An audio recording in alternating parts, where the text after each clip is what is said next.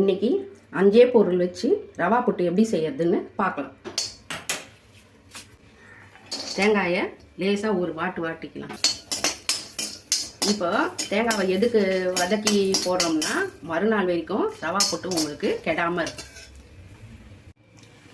இப்போ மிக்சியில் அரைச்சி வச்சுட்டேன். இந்த வதக்கின தொட்டு நல்லா பொடியாக வந்திருக்கு பாருங்க. இப்போ அடுப்பை பற்ற வச்சுக்கலாம். வறுத்த ரவான்னா கூட திருப்பியும் நல்லா பொறன்னு வறுக்கணும். இப்போ பாருங்க, நல்லா கை பொறுக்கிற அளவுக்கு நல்லா பொறன்னு வறுக்கணும். இந்த மாதிரி அந்த சுவை கூட்டுறதுக்காக உப்பு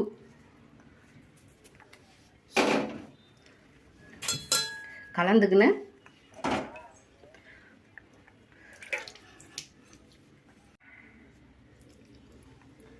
இப்போ கொஞ்சமாக தண்ணி தெளித்து நிறைய ஊற்றிடக்கூடாது. உதிரியாக கொஞ்சமாக தான் டைம் கூட எடுக்கலாம்.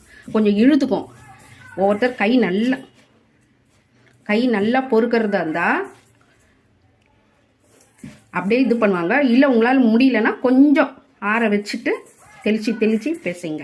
இழுத்துக்கும். ஸ்டவ்வை ஆன் பண்ணி குக்கரில் தண்ணி வச்சுக்கணும். கொஞ்சம் நான் குக்கரில் வேக வைக்கிறது எப்படின்னு சொல்கிறேன், உங்களுக்கு பிடிச்ச செய்யுங்க. இல்லை ஒரு இட்லி வச்சுட்டு ஈரத்துணி, இந்த மாதிரி ஈரத்துணி எடுத்து போட்டுக்கின்னு இந்த உப்பு போட்டு சுடுதண்ணி விட்டு பிசைஞ்சோம் இல்லைங்களா, அந்த ரவாவை போட்டு வேக வைக்கணும். இப்போ மூடி சாதாரணமாக வேக வைட்டு விசில் போடாமல் வேக வைக்கணும். ஒரு 10 நிமிஷம் மூடி போட்டு 10 நிமிஷம் வேக வைக்கணும். எடுக்க போகிறேன். 10 நிமிஷம் ஆயிடுச்சு.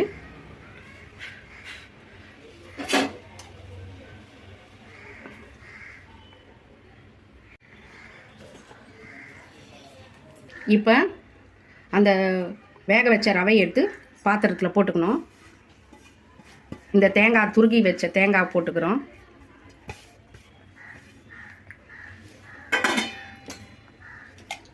நெய் ஒரு 2 ஸ்பூன் அந்த சூட்டிலே உருக்கிடும்.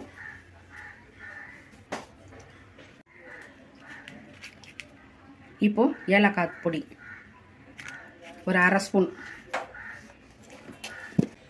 இப்போ சர்க்கரை அரை அழகுக்கும் கம்மியாக கூட போட்டுக்கலாம், ஒன்றும் இல்லை. ஸ்வீட் நிறைய வேணுன்றவங்க போட்டுக்கோங்க. கலரி சாப்பிட வேண்டியதுதான் சூடாக.